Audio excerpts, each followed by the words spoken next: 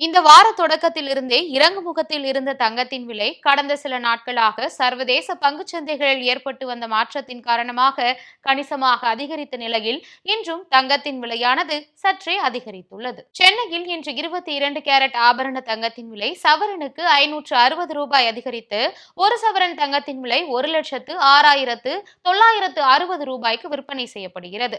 கிராமுக்கு 70 ரூபாய் அதிகரித்து ஒரு கிராம் தங்கத்தின் விலை 13,370 ரூபாயாக நிர்ணயிக்கப்பட்டுள்ளது.